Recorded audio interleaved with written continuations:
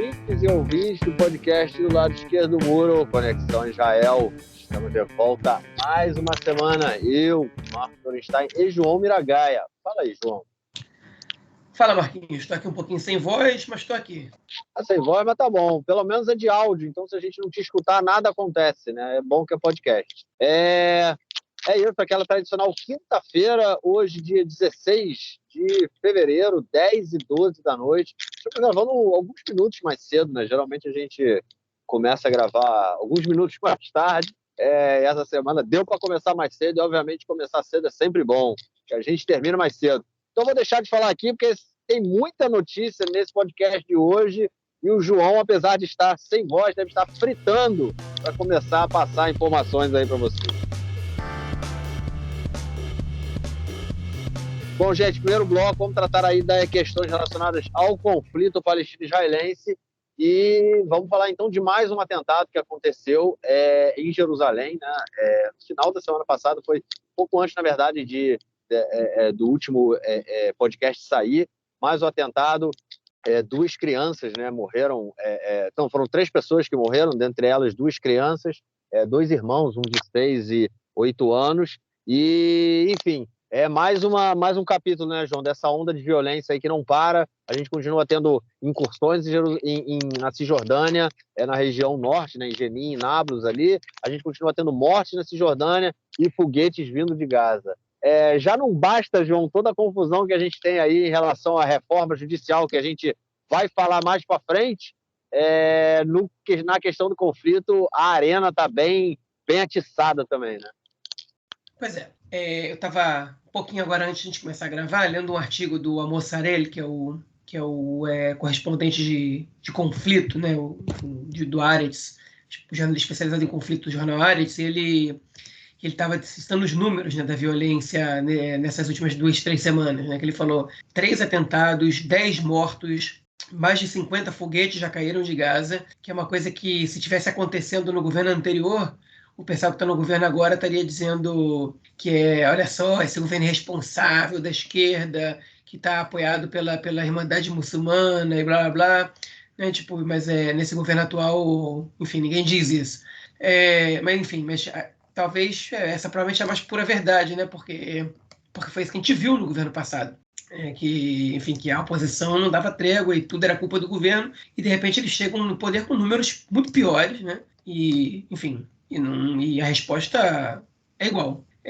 Enfim, aonde eu vou com isso, né? A gente teve outra vez outro atentado, crianças dessa vez, né? 2 crianças morreram, foi uma comoção geral em Israel. Isso gerou reações não só do exército, né? Do governo fazendo operações na Cisjordânia, como também gerou reações civis, né?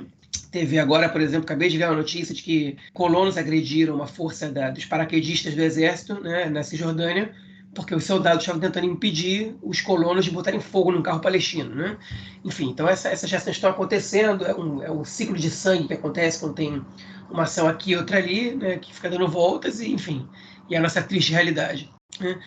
Teve bombardeio de Gaza de novo, teve na verdade, de foguetes de Gaza de novo, teve bombardeio em Gaza de novo, e aí teve o que já está virando tradicional nesse novo governo, que é o Ben-Gvir tentando anunciar uma medida grotesca e sendo enquadrado por alguém que está dizendo que o que ele está querendo fazer não pode, e ele usando isso de palanque político, fazendo críticas públicas ou batendo boca nas redes sociais, ou frente às câmeras, ou onde qualquer um possa ver. O que aconteceu essa semana foi que ele queria, no dia seguinte ao atentado, emparedar, na verdade, cimentar a porta e as janelas da casa do terrorista. Né? Na verdade, Netanyahu respaldou essa decisão. E aí o chefe da polícia veio e falou assim: meu querido, tu não pode fazer isso. Tipo, não é assim que se toma as decisões. Tipo, não é assim que as coisas funcionam. Você tem que ver qual vai ser a reação, né? Enfim, tipo, quais são os perigos de fazer isso. Você não pode fazer isso no dia seguinte, assim. Não é à toa que a gente não faz isso no dia seguinte. E aí o Ben-Gvir começa a discutir com ele. Essa semana ele se estreou com o chefe da polícia 3 vezes. Né? E, enfim, e essa virou uma tônica, né, desse novo governo.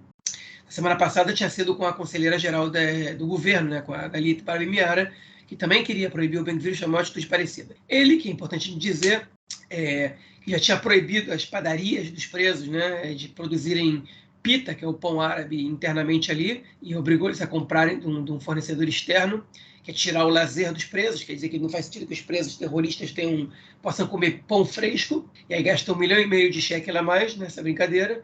Ele também proibiu os banhos quentes dos presos durarem mais de 4 minutos. Enfim, são medidas demagógicas do Ben-Gvir, populistas, que a gente vai ver que elas só aumentam o ciclo de violência, né? Para ele serve, porque ele se apresenta de alguma maneira como um cara que está sendo duro com os terroristas e que está tentando enfrentar, e que o Deep State, as forças do sistema, tentam evitar que ele faça o que é certo e o que é bom, e que mas no final das contas, eu não sei se isso está surtindo tanto efeito para ele, né? Os presos agora eles estão ameaçando uma greve de fome às vésperas do Ramadã, né, por causa das piores das condições, e greve de fome de preso costuma incendiar os territórios. Né? Enfim, o Ben-Gurion ele vive disso, o Ben-Gvir ele vive disso, mas eu não sei se o Netanyahu está tão interessado nisso. Né? E a última do Ben-Gvir essa semana foi que, enfim, 2 soldados foram filmados, né, por um jornalista britânico espancando um civil, né, um palestino, e o Ben-Gvir, em vez de condenar o que os soldados fizeram, ele falou: tem que respaldar esses soldados. Não pode ser que soldado vai ser preso por fazer uma coisa no serviço. Enfim, o cara está legitimizando o espancamento, o lixamento civil, né, a covardia dos soldados na Cisjordânia. Basicamente é isso que ele está fazendo. Enfim, isso deveria ser crime, né? Mas não tá dando nada, ao contrário, tá dando até voto. Só entrando aí nessa questão da Cisjordânia, né, nesse último período, já estava no ano passado, né, a gente comentou aí que durante o governo passado foi o ano onde teve o maior número de mortes, né, desde a época aí do final da Segunda Intifada na Cisjordânia, né, e continua da mesma forma, né, ou seja, a gente tem aí o Oeste sem lei, né, aqui no caso, o nosso leste sem lei, né, a Cisjordânia é a West Bank, mas da Jordânia, não da gente. Então, a gente tem aqui o leste sem lei, porque realmente os colonos estão fazendo de tudo nos territórios. Eu acho que esse caso aí em que soldados eles impedem que os colonos agridam palestinos, eu arrisco até dizer que é uma exceção à regra. Né? A regra é outra. A gente tem, essa semana, inclusive, saiu também um report, né? Como é que chama isso? Um relatório, né, da ONG B'Tselem, mostrando a quantidade de ataques que houve o ano passado a propriedades palestinas, a árvores cortadas e tudo mais, enfim. A gente continua com essa política aí na Cisjordânia, desde que esse governo entrou, piorou muito, né? Inclusive, a gente vai tocar em outras questões que estão acontecendo na Cisjordânia também essa semana, mas eu acho que isso é uma tônica desse governo, e também, você falou dessa agressão ao civil palestino, o nome dele é Issa Amro, é um militante, né, contra a ocupação, contra o apartheid israelense da Cisjordânia, que é internacionalmente conhecido. Ele é militante sem, como é que chama? Toda a militância dele é sem nenhuma violência, né? Ele tem uma casa que fica ao lado de assentamentos e entre várias colônias judaicas em Hebron. Ele é agredido constantemente, não só pelos colonos, pelos soldados também, como a gente viu nesse vídeo. Ele estava dando uma entrevista para um cara do New Yorker, se eu não me engano, mas eu vi a cena, o cara, tipo, ele simplesmente joga o cara no chão, né? Joga o Issa no chão, e, enfim, isso sendo filmado por um documentário, né? Ou seja, por um meio de comunicação, é uma cena que, enfim, já mostrou, né? Já deu aí ela já legitimizou o que possivelmente vão querer dizer do documentário, né? O soldado fez aí o favor de mostrar realmente o que o documentário quer falar. A gente sabe aí o que acontece, é realmente o que acontece. Mas, enfim, é o Oeste sem lei aqui da Cisjordânia. Bom, vamos então na segunda notícia do bloco, que também é sobre a Cisjordânia, mas é sobre uma aprovação, né, dentro do Gabinete de Segurança, do Gabinete de Ministros, de uma lei, né, na verdade, de uma lei que ela corrige uma lei de 2004, né, que ela autorizou a Atnatkut, né, que foi a retirada de Israel de Gaza, né, a saída de Israel das colônias de Israel retirou, né, destruiu as colônias de Gaza e deixou de ocupar militarmente a faixa de Gaza. Também destruiu alguns assentamentos no norte da Cisjordânia, principalmente, e agora os ministros resolveram fazer aí um acerto, vamos dizer assim, nessa lei, uma correção nessa lei, e também aprovaram, pelo menos no gabinete, né? Agora a lei precisa ser votada aí no plenário do Knesset, mas aprovaram no gabinete uma lei que ela permite a retirada da cidadania israelense de familiares de terroristas, né? Que, no caso, né, tem uma cidadania israelense também. Lembrando que o terrorista, na maioria esmagadora dos casos, ele morre, né? Ou porque, no caso, um atentado à bomba, ele pode se explodir, mas se for também um outro tipo de atentado, o que a gente vê aí na grande maioria das vezes é pessoas que, enfim, acabam matando o terrorista. Aqui em Israel chama-se neutralizar, mas é enfim, a palavra que é usada para, no caso, matar o terrorista. Então, a família do cara é punida, já que o cara está morto. E aí, João, muito tenso esse gabinete, mas as medidas que a gente vê eles aprovando sempre de forma a excluir cada vez mais a população árabe dentro e fora da linha verde de forma esmagadora, né? A verdade é a seguinte, você não vai ver nenhum especialista em militar dizendo que essas medidas estão sendo aprovadas agora, elas são eficientes para conter o terrorismo, tipo, para mudar a situação de qualquer forma que seja, né? O Amos Harari, nessa mesma coluna que eu citei no tópico passado, ele comenta que o governo tem uma divisão interna, né, entre o Netanyahu e o Gallant, por um lado, que o Gallant é o ministro da Defesa, que está a favor de manter a mesma política de controle da situação, tal qual o governo anterior executava, ou o próprio governo Netanyahu anterior, né, que é a política da administração do conflito, de reduzir danos, de tentar fazer o mínimo possível de inserções, né, na Cisjordânia, além do que a ocupação já proporciona, okay?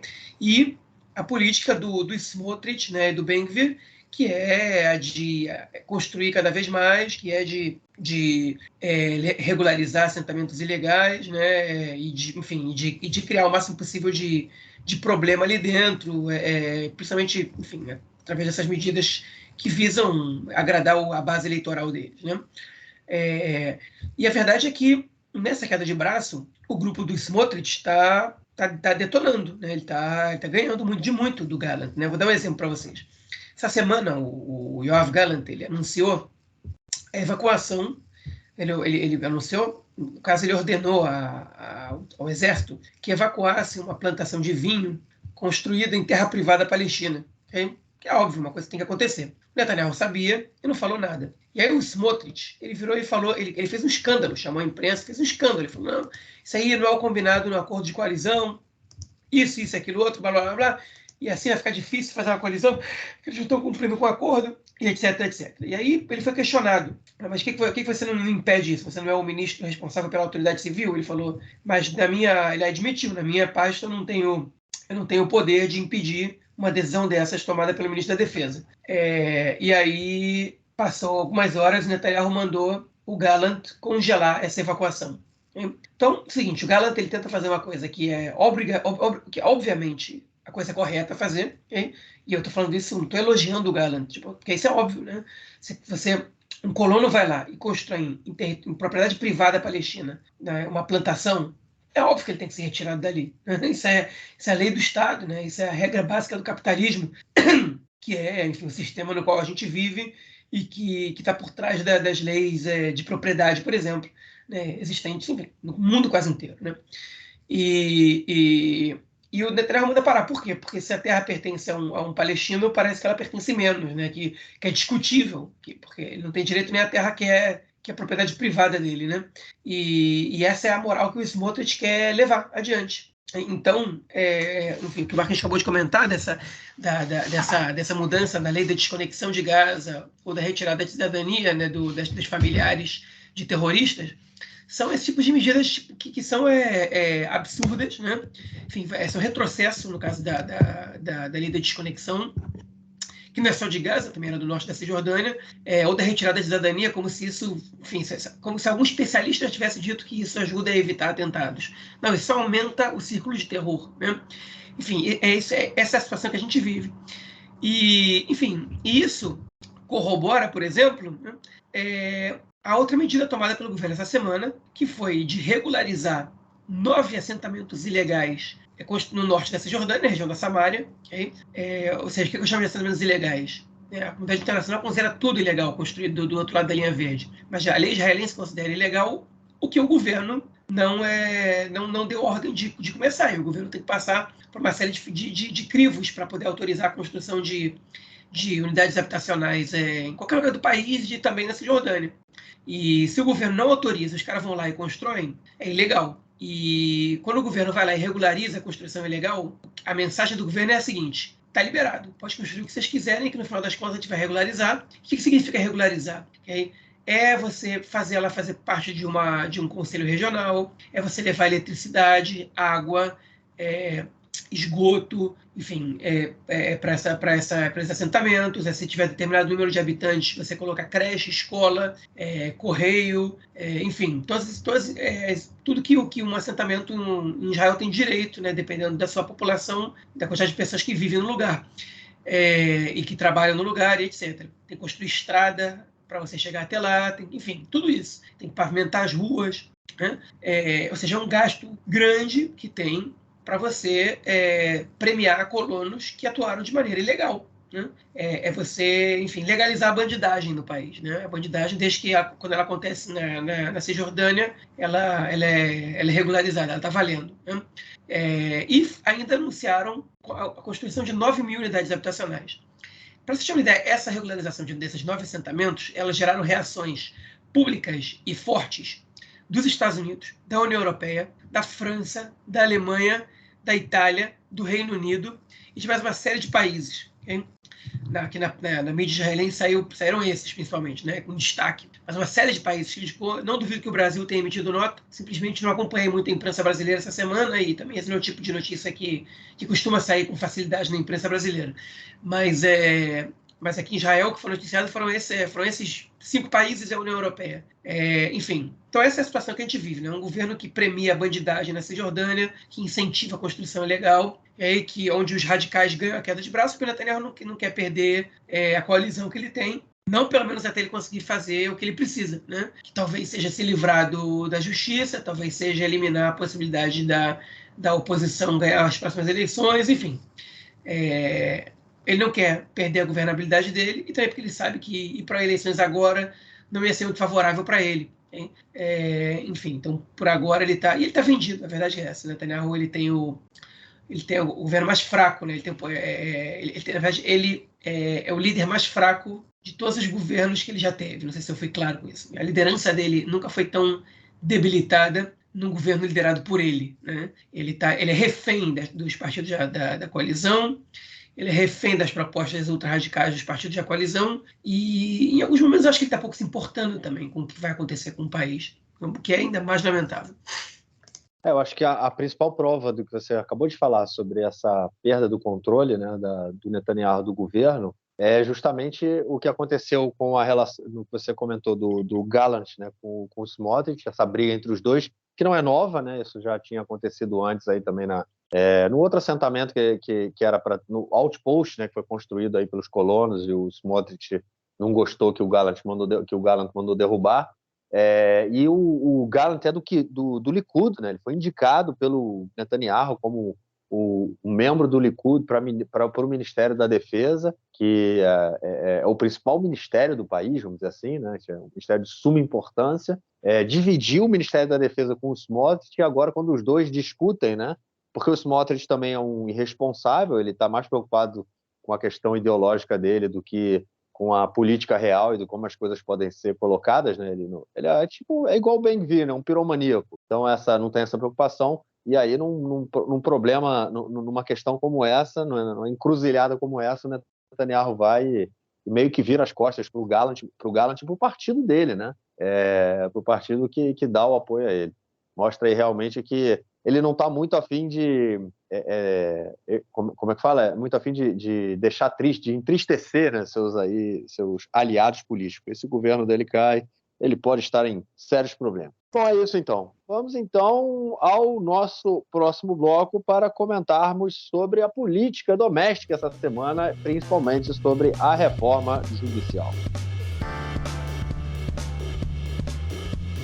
Bom, gente, a reforma judicial comendo solta, nossos ouvintes aí de poucas semanas, né? Não precisa ser um ouvinte muito antigo, né? Um ouvinte que está aí com a gente há um mês, já está aí tá acompanhando tudo, toda a nossa atualização semanal sobre a reforma judicial que ameaça o sistema judiciário e a democracia liberal israelense. E essa semana a gente teve aí uma semana bem quente, né, em relação a tudo isso. Começou no último sábado com milhões, já estou exagerando, João, já joguei aí um número mais para cima, mas enfim, milhares de israelenses, centenas de milhares de israelenses saíram às ruas na última semana por todo o país para se manifestar contra a legislação, né, contra essa reforma judicial, lembrando que o governo começou, né, a votar a reforma judicial na segunda-feira, então no sábado foi a semana onde mais teve manifestantes na rua, foram mais de 100 mil, foram 130 mil em Tel Aviv, se eu não me engano, e pessoas espalhadas pelo país inteiro. Aqui na cidade onde eu moro, em Modena, a gente teve manifestação na frente da casa do ministro da Justiça, né, que é o principal aí, o cara que está levando essa reforma, foi o cara que apresentou a reforma, né, o Yariv Levin, e enfim, e foi chamada também uma greve geral para segunda-feira, que aconteceu, e uma mega manifestação em Jerusalém, e mais uma vez centenas de milhares de israelenses foram até Jerusalém. Teve canal de televisão dizendo que foram mais de 300 mil pessoas na manifestação. Foi uma manifestação muito legal. Eu nunca tinha visto uma manifestação tão grande em Israel, na verdade. E eu tive aqui eu estava aqui, né, no período que teve as manifestações por justiça social, né, lá em 2011, teve acampamento e tudo mais, foi naquele bojo da Primavera Árabe, né, que a gente teve também em Israel, e dessa vez foi uma manifestação muito grande em Jerusalém, muita gente, foi muito legal de ver, e a greve geral que aconteceu. E aí, João, o governo deu uma peidada na farofa, né, até porque também, né, outro fato importante aí do início da semana, que marcou o início da semana, foi a declaração do presidente Herzog, que a gente comentou muitas vezes aqui, né, que estava tendo uma postura de não se colocava contra a reforma, ele tentou o tempo todo mediar, e dessa vez ele fez foi à televisão e fez uma declaração, inclusive apresentou pontos aí da proposta, apresentou uma nova proposta aí, né, para ser discutida, para tentar ver se acalmava os ânimos. E aí, João, deu uma esperança de que as coisas podem não ser tão ruins como imaginávamos, cara? Não achei. Para mim não deu esperança ainda não. O que me dá esperança, na verdade, o que me dá esperança são as manifestações. O presidente não. Ao invés ele não apresentou proposta, né? Ele apresentou pontos, princípios sobre os quais ele acha que a gente pode fazer enfim, que ele pode fazer uma interlocução entre os dois lados e chegar a um acordo para que todo mundo fique feliz e a gente não perca a unidade do povo, como se essa unidade não tivesse sido perdida há muito tempo, né? Mas, enfim, como se existisse alguma unidade do povo no momento, melhor dizendo. Enfim, o negócio é o seguinte, Marquinhos, antes eu só quero fazer um comentário sobre o que você falou. Eu não estive na manifestação, né? Eu não vi quão grande elas foram de perto. Os manifestantes falaram em 250 mil pessoas. A polícia falou em 70 mil. Okay? Para mim é bastante claro que 250 mil é um número exagerado e que 70 mil é um número muito pequeno. Okay? Ela não foi maior do que as manifestações por protestos sociais de 2011. Elas chegaram a levar 400 mil pessoas para Tel Aviv, mas foi um sábado à noite. Okay? Não foi uma segunda-feira de manhã, perdão. Foi em Tel Aviv, cujo acesso é mais fácil, a população já é mais, enfim, apta, na verdade, tendenciosa tendenciosa não, mas já existe uma certa tendência da população a ir a protestos, enfim, então tudo isso faz muita diferença, né? Então, essas manifestações agora foram muito impressionantes, com 100 e tantas mil pessoas em Jerusalém, no meio da semana, enfim, cujo acesso é mais complicado, muito frio, medo também, porque, enfim, as manifestações de 2011 ninguém tinha medo da polícia. As manifestações de agora, você tem razões para ter medo da polícia, para ter medo de militantes da direita violentos, você tem razões para ter medo de terrorismo, porque em Jerusalém é onde estão acontecendo os ataques. Tem muita razão para um monte de coisa, e ainda assim As pessoas foram, botaram muita pressão no dia que a Comissão de Constituição e Justiça da Knesset, chefiada pelo deputado Simcha Roitman, do partido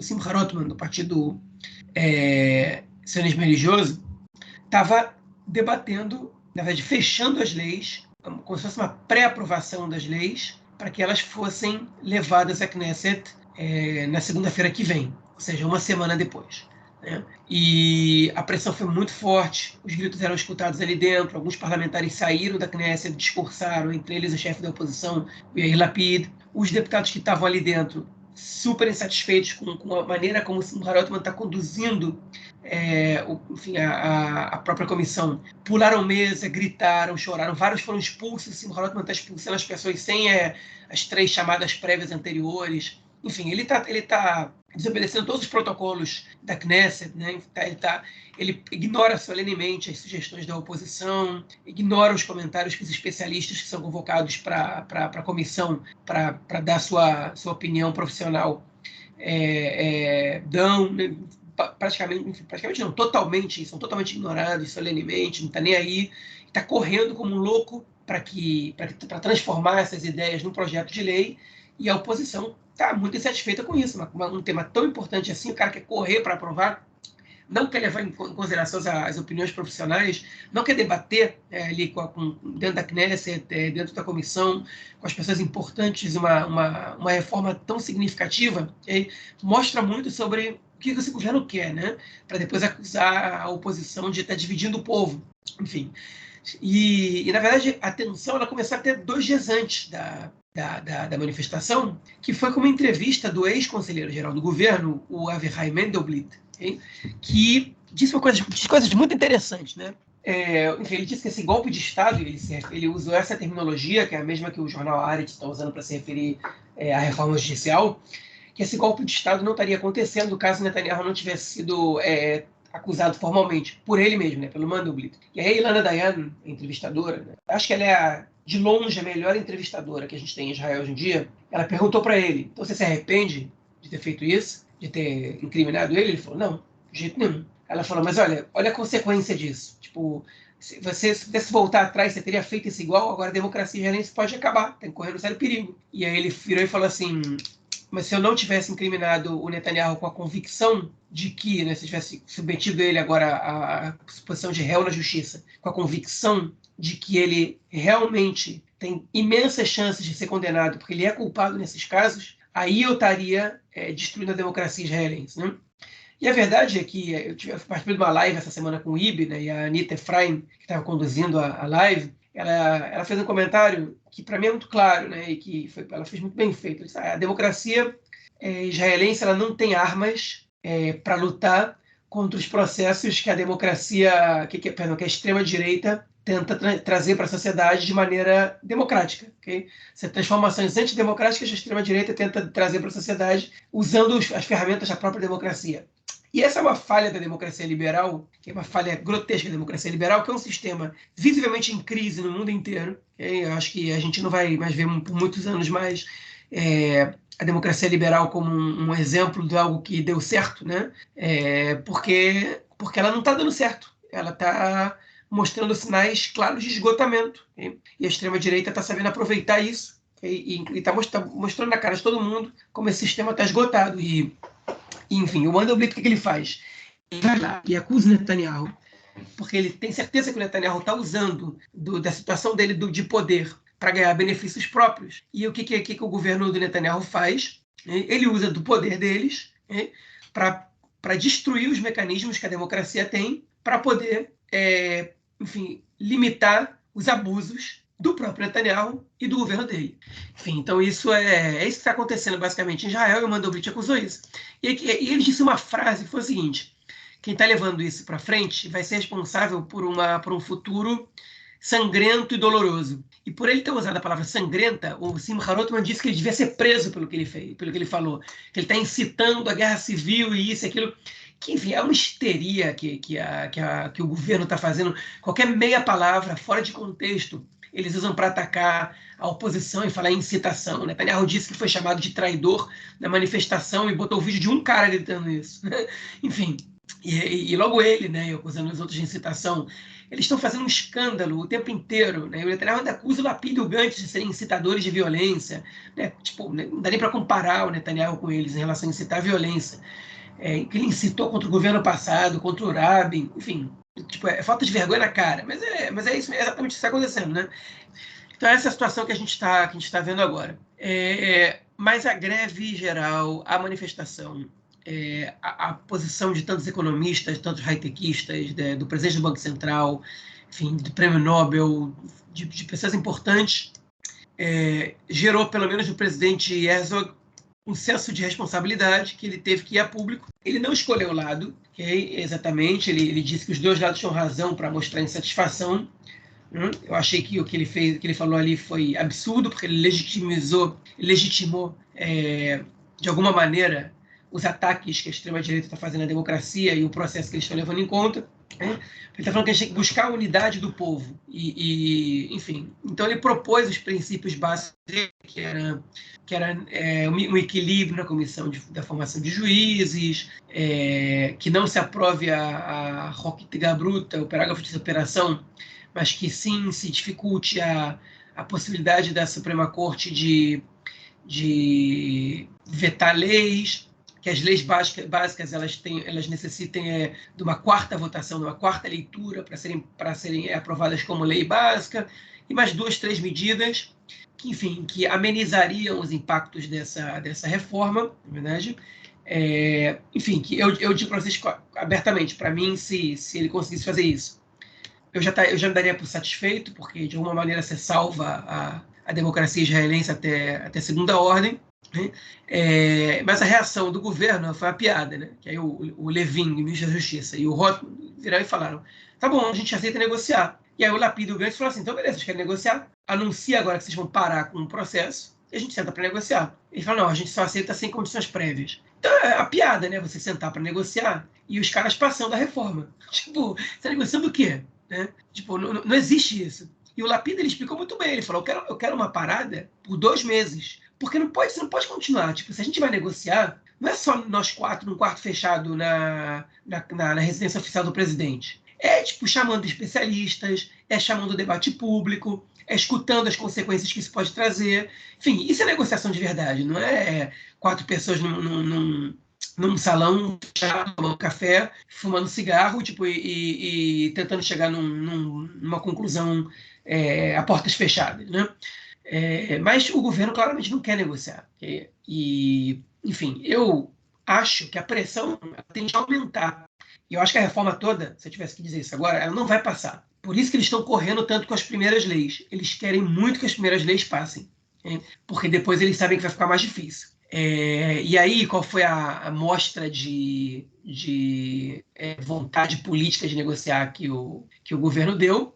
3 leis que não fazem parte das leis da reforma, né? 3 leis que têm uma votação hoje, na quinta-feira, dia 16 de fevereiro, tiveram a sua ida à Knesset para votação, adiadas para a semana que vem, para quinta-feira que vem. Okay? Que eram 3 leis anunciadas de maneira privada por deputados. Okay? 2 delas tinham a ver com o sistema de justiça, uma delas era do próprio Simcha Rothman, que proibia a Suprema Corte de vetar leis. Né? Essa lei não vai à votação, assim como não vai à votação uma lei do deputado do Likud, né? Se não me engano, do Chaim Katz, que previa que o Aryeh Deri, né? Não Aryeh Deri, a Suprema Corte não pudesse vetar nomeações de ministros pelo governo. No caso, é uma lei totalmente pessoal, né? Que é para o Aryeh Deri poder ser nomeado sem problema. Gente. E a terceira lei era uma lei do Moshe Saadia, que é um ex-policial que agora entrou no Likud, a gente falou sobre ele antes das eleições, que quer submeter a polícia, né, o setor da polícia que investiga a própria polícia, diretamente ao ministro da Segurança Pública, no caso o Itamar Ben-Gvir, e não mais ao comandante da polícia. O que quer dizer que o ministro ele pode dar ordens e ele pode determinar quem deve ser investigado dentro da polícia e quem não, o que é uma politização da polícia sem igual, né? Porque os policiais vão começar a ter medo do ministro, né? Porque se briga com o ministro, ele joga a polícia interna ali, a corregedoria interna da polícia, para investigar o policial que discorda dele ou que investiga alguém que pode ser amigo do ministro ou que é da mesma linha política dele, etc. né? Um negócio absurdo. E essa lei também foi adiada para a semana que vem, a sua votação, ok? Então essa foi a mostra enfim, de predisposição que quer negociar. Mas não tem mostra nenhuma, isso é uma grande palhaçada, né? E no fim das contas, o que acontece aí é que o Bush Herzog, ele já entendeu, o presidente já entendeu que com esses radicais não tem conversa e que a única pessoa que pode frear essa galera é o Netanyahu. Só que o Netanyahu, em teoria, ele não pode frear essa galera, porque a conselheira jurídica do governo, a Galit Barbie Miara, ela proibiu o Netanyahu de se envolver com a reforma judicial, como a gente comentou na edição passada do podcast, por conflito de interesses. Um cara que é réu na justiça não pode se envolver na reforma do próprio sistema judiciário. Ele discordou, ele apelou à Suprema Corte, ainda não tem resposta, e o Bush Herzog foi até ela e disse, por favor, retire essa proibição. Ela negou, falou não. E é exatamente o mesmo caso do Mandelblit, né? Para fechar minha fala, eu comecei por isso, termino por isso. Pô, ela sabe que o Levin e o Rothman, sem a presença do Netanyahu, ninguém vai controlar esses dois. Eles vão tocar tudo para frente, eles vão passar o rolo compressor. Okay? Mas ela também sabe que se ela permite o Netanyahu agir livremente, isso é um atentado à razoabilidade, né? Tipo, ao bom senso, né? Que um sujeito que é réu na justiça possa interferir numa reforma do sistema judicial, que mudaria, inclusive, a regra de nomeação de juízes. Né? O cara que pode julgar o Netanyahu em segunda instância, caso ele seja condenado e recorra, pode ser nomeado pelo governo dele. Né? Então, enfim, só para vocês entenderem um pouco essa questão. Então, a gente está realmente numa sinuca de bico, numa situação muito complicada.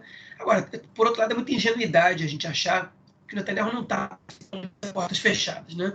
Ele teve uma reunião com o Yariv Levin nessa semana, a portas fechadas, enfim, 2 olhos com 2 olhos, e ninguém sabe o que eles falaram ali dentro. E vocês acham que o Netanyahu chamou o ministro da Justiça para uma conversa? Enfim, nesse momento de ebulição total, onde a reforma judicial está caminhando a passos largos e o país está queimando a intenção, ele não falou sobre esse assunto com ele? Ele não orientou, ele não disse o que ele acha?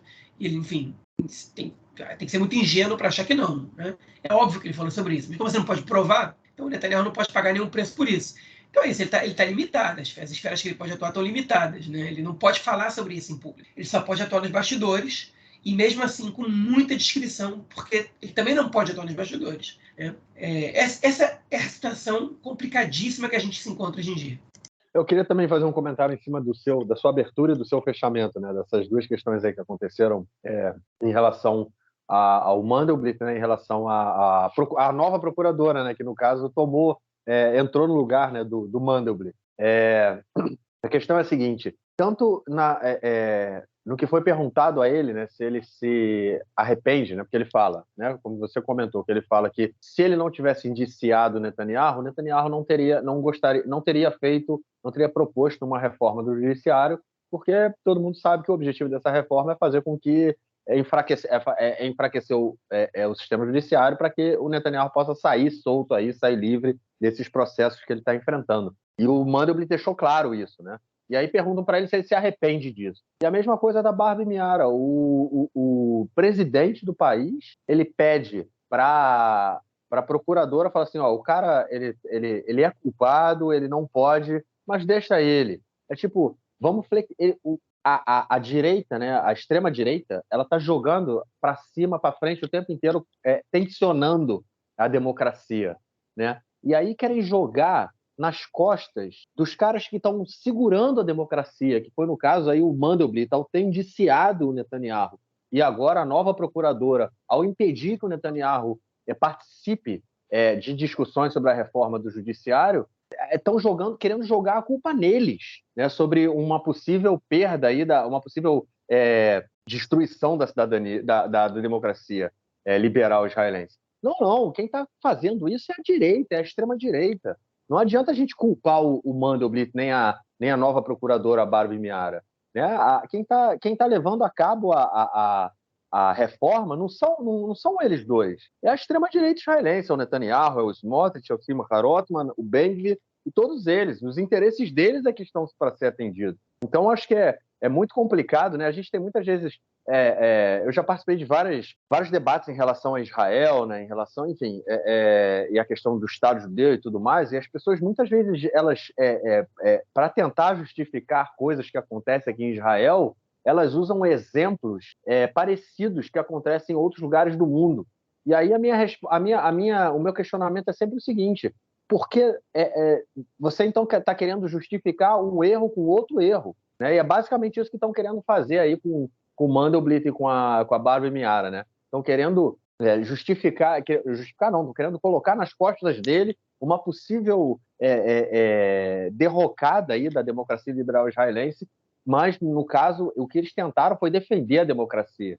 E aí jogam, tipo, eles passam a ser os culpados. Uma inversão dos papéis aí, o que é extremamente preocupante aí nessa questão toda. Mas, realmente, eu acho que a gente tem que manter as manifestações, né? Esse foi um pedido, inclusive, da coalizão também, para que eles negociassem, né? Que as manifestações parassem. Isso é uma coisa inexistente. Eu acho que isso também é uma questão muito interessante aqui da forma, né, como a sociedade civil israelense se organiza, né, a relação com os movimentos sociais, que é uma coisa muito diferente de como a gente vê na América do Sul, principalmente. Pelo menos essa foi a minha experiência de movimento social, né, no Brasil.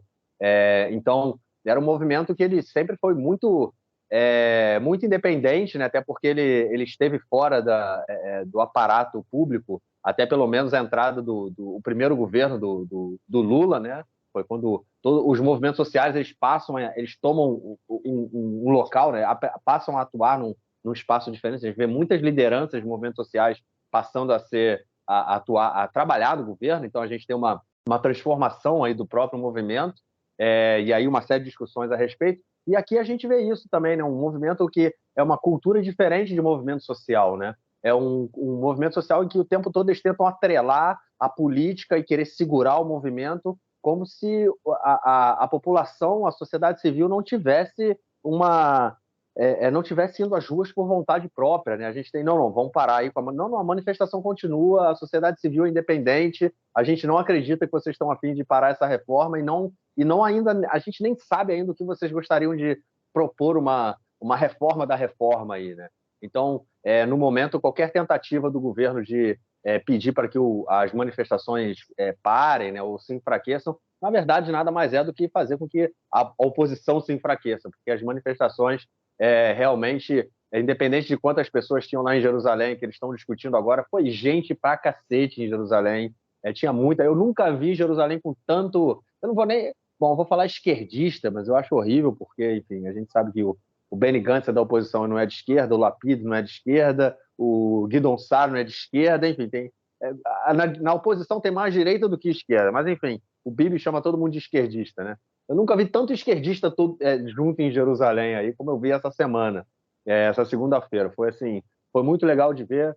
Tinha muita, muita, muita gente, os trens chegando lotados, vários ônibus parados. Eu vi que só o pessoal dos high-techistas, eles trouxeram mais de 50 ônibus para Jerusalém. É gente pra cacete, são 2.000 pessoas. Enfim, foi muito legal de ver. Eu espero que as manifestações realmente continuem fortes aí nesse final de semana para continuar a pressão no governo. O povo tem que continuar indo para a rua, porque do Facebook e do Instagram a gente não muda porcaria nenhuma. É isso. Vamos então ao nosso próximo bloco para falarmos aí de questões internacionais e de espionagem.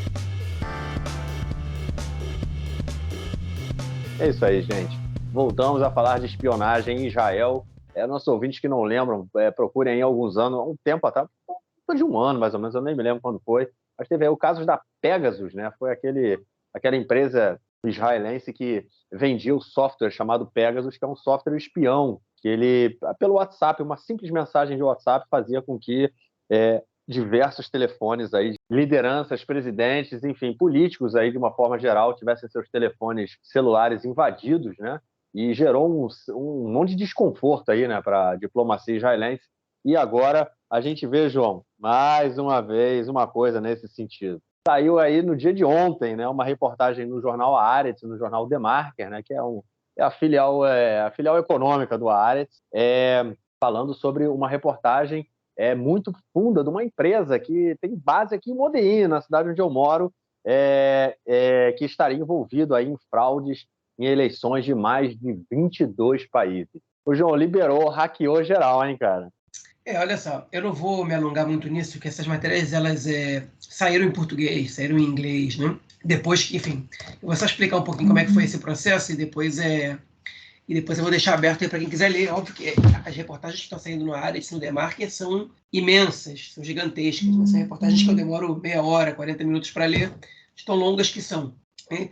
Mas basicamente é o seguinte: dois jornalistas, um do Haaretz e um do The Marker, eles foram atrás de uma investigação, né? Receberam uma pista e foram atrás de uma investigação de uma empresa de fachada israelense que teria influenciado em eleições em alguns países no mundo, que ele é especialista nisso, né? Que é óbvio que é uma coisa ilegal, além de ser totalmente imoral, né? E eles se apresentaram, um deles como americano, outro como israelense e tal, interessados nisso, e eles começaram a investigar como clientes, né, numa feira, a princípio, eles foram conversar com os caras, depois aprofundaram as negociações, viram os preços, okay? E viram que essa empresa desenvolve uma tecnologia de criação de perfis, que mistura a criação de perfis em redes sociais com invasão do perfil das pessoas através do Google. Eles não invadem o telefone nem o computador das pessoas, mas eles conseguem invadir as contas do Google, okay?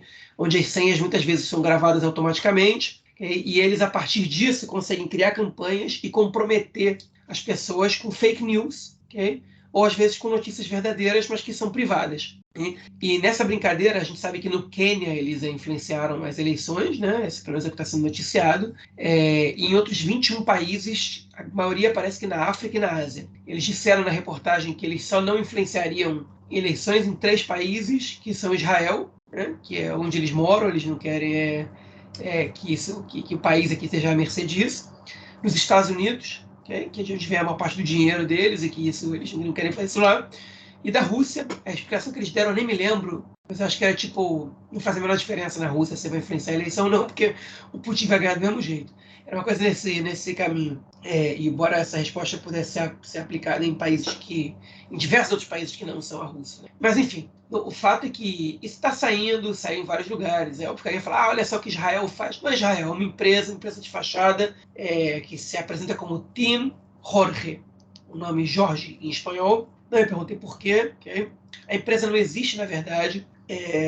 Enfim, e ainda vai ser divulgado muita coisa sobre ele, todo o sistema de atuação, tudo que eles conseguiram captar desses caras está sendo publicado aos poucos. Depois que eles captaram essas informações, esses jornalistas entraram em contato com diversos órgãos de imprensa do mundo inteiro para poder cruzar informações, para poder confirmar acontecimentos, etc. Então, acabou que esse foi um trabalho que foi organizado principalmente pelo Haaretz e pelo The Marker, mas foi um projeto jornalístico mundial, okay? Internacional, na verdade, contou com a participação de dezenas ou talvez centenas de jornalistas de diversos órgãos. Okay? E a gente vai descobrindo aos poucos isso. Não sei quanto com respeito a vocês, mas para mim é assustador o poder que a tecnologia dá para pessoas que querem fazer coisas ruins no mundo, né? A gente pensa que fazer coisa ruim é produzir arma, ou esse tipo de coisa, mas não, tem muita coisa ruim que tem a ver com o que a gente faz no dia a dia, que é redes sociais, etc. E de repente você vê uma campanha que os caras criaram com base em perfis falsos, mas que usa informações verdadeiras de várias pessoas no mundo, fotos e nomes e etc., tendo nos trend topics do Twitter, porque os caras conseguem manipular todas as redes sociais e que a gente pense que a gente está vendo uma coisa que é real e na verdade é uma mentira, né? Ou uma coisa real que não era para a gente estar vendo, enfim. Os caras podem acessar o telefone amanhã do presidente de um país e inventar que ele teve uma amante, mandar um print de um suposto diálogo que ele teve com uma suposta amante, né, com uma fake amante, e mandar para a esposa dele, por exemplo, e acabar com o casamento dele, né, ou tornar isso público, enfim, fazer um diálogo fake dele com a esposa, no qual a esposa diz que vai abortar, né, quanto o aborto é um tema polêmico em diversos países, ele pode definir eleições, enfim. Tudo isso pode acontecer graças a empresas como essa Team Jorge israelense que se especializou num trabalho imoral, né, e asqueroso como esse. Espero que essas pessoas que criaram essa empresa paguem um preço caro pelo que fizeram e parabéns para os jornalistas que desvendaram isso. Realmente, parabéns. Sensacional, né? Legal, já viu o trabalho dos jornalistas e Cara, não é impressionante, né? Que a gente vê várias vezes empresas israelenses metidas aí em questões cibernéticas, né? Questões aí um tanto quanto duvidosas e com questionamentos morais, né? A gente começou com... Como é que era o nome daquilo? Que era o Forex, não era isso? Era um tipo de... Eu não entendo direito como é que isso funcionava, mas, enfim, várias empresas israelenses, elas faziam esse tipo de negócio, as pessoas colocavam dinheiro e, enfim, apostavam, jogavam, investiam. Eu não sei como é que era o nome que eles davam exatamente para isso, mas foi a própria comissão israelense, não só a Comissão Israelense de Finanças, foi isso proibido no mundo inteiro, falando que essas empresas fraudavam, porque as pessoas que conseguiam ganhar dinheiro, muitas vezes não conseguiam retirar o dinheiro das suas contas, porque, enfim, de uma série de burocracias e questões que as empresas de Forex acabavam bloqueando aí a grana da galera. E a gente vê várias empresas israelenses metidas nesse esquema aí, né? Nesses esquemas aí cibernéticos. Então, por um lado, a gente tem um país aí que se orgulha de falar que é a Startup Nation, né? Que a gente tem aqui centenas, milhares aí de microempresas, startups explodindo aí, surgindo igual cogumelo, né? Mas isso também tem sempre o seu efeito negativo, que são pessoas que vão usar aí a tecnologia para outros fins, outros fins. Bom, vamos então à nossa próxima notícia do bloco aí, só que agora relacionado à Ucrânia, a guerra na Ucrânia e na Rússia, completando aí um ano. Quem diria, hein? Todo mundo, os analistas falavam que o seu Putin queria acabar a guerra da Ucrânia em poucos meses, a gente está aí há um ano já nessa guerra, e essa semana teve uma reunião entre o ministro do exterior, né, de Israel, Eli Cohen, e o presidente, né, ucraniano, Vladimir Zelensky, e o ministro do exterior israelense. Ele prometeu aí que vai entregar uma bateria antimísseis para a Ucrânia. João, essa promessa aí tá difícil de sair, né, cara? Porque de vez em Israel, desde o início da guerra, tentou se manter, né, meio neutro ali em cima do muro, não quer problema com o Ocidente, mas também não pode ter problema com a Rússia. E a pressão da Ucrânia para que Israel mande armamento sempre. É um ano aí que está muito pesado, né? Enfim, a grande novidade nisso aí é que Israel finalmente resolveu se envolver no conflito e escolher um lado, né? Aparentemente, pelo menos, mas essa visita do Eli Cohen, do ministro do Exterior, para a Ucrânia, mostra que houve uma mudança de tendência aí de Israel. Né? Eu digo nem em relação do conflito anterior, do governo anterior para esse, porque o próprio Netanyahu também era muito próximo da Rússia, né? Nos seus governos anteriores. Interessante pensar por quê. O que fez Israel tomar essa decisão nesse momento agora, né? E a verdade é que eu não sei, não tenho nem pista para isso. A gente pode supor que talvez Israel esteja querendo agradar os Estados Unidos no momento que vai comprar briga com eles por outras razões, enfim. Mas não dá para saber. Mas fica essa pulga atrás da orelha aí. Possivelmente nas próximas semanas a gente já vai ter um pouco mais de fundamentação para poder debater esse assunto com mais propriedade. É isso. Vamos então ao nosso próximo bloco para ouvirmos o comentário do camarada Nelsinho Burri. Fala aí, mestre. Meu caro Gorenstein, amigos do Conexão Israel, do lado esquerdo do muro, mandar um abraço pro João, que já está preparando as fantasias da família para a festa de Purim. O João que sempre tem muita criatividade na hora de produzir as fantasias. Copa Israelense de basquete masculino, a final foi na quinta-feira à noite. E o Hapoel Jerusalém venceu o Maccabi Tel Aviv. 67-61, Hapoel Jerusalém, o grande campeão da Copa Israelense de basquete. Na semifinal, o Hapoel Jerusalém havia derrotado o Hapoel Haifa. Então é isso aí, o Hapoel Jerusalém, mais uma conquista para a sua gloriosa história. E nós seguimos aí com os jogos dos campeonatos de basquete, futebol e demais modalidades, tanto masculino quanto feminino. É isso aí, um grande abraço. Valeu, Nelcitos. Obrigadão pelo comentário e te esperamos aí na semana que vem. João, algo mais a declarar ou a gente fica por aqui, cara? Sim. Quero mandar um abraço para o nosso, acho que é nosso ouvinte, né? Vamos descobrir agora, Wilson Portnoy, que comenta absolutamente todas as postagens da gente no Facebook. Nas outras redes ainda não. Não são comentários muito favoráveis ao que a gente faz, está sempre cobrando, está sempre mandando link, está sempre reclamando e criticando. Mas, enfim, ajuda muito a aumentar o nosso algoritmo aí, ajuda a dar engajamento. Então, enfim, quem ajuda a gente agradece. Obrigado aí, Wilson Portnoy, acho que no Instagram o nome dele é Wilson Wolverine. Enfim, e a gente conta aí com o teu apoio para continuar sendo mais e mais divulgado por aí. Ainda que você não goste da gente, você ajuda a gente pra caramba. Você não gosta de mim, mas sua filha gosta. Você lembra dessa música, João? Julinho da Adelaide é o nome do suposto autor da letra, Jorge Maravilha, né? Que na verdade era o Chico Buarque escrevendo para a filha do Médici, que ele descobriu que a filha do Médici gostava de Chico Buarque. Então ele cantou para ela. Ele escreveu pro Médici, né? Escreveu pro Médici, é verdade. Você não gosta de mim, mas sua filha gosta. É nesse esquema aí. Eu não sei se a filha desse nosso amigo Wilson Portnoy, se ele tem filha, e se no caso ele tiver, ela gosta da gente. Mas eu diria, você não gosta da gente, mas ajuda a gente pra caramba. Mas ajuda. Você não gosta de mim, mas nos ajuda. É isso aí. João, ficamos por aqui então e gravamos nosso próximo episódio na semana que vem. Forte abraço. Abraço, até mais. Valeu.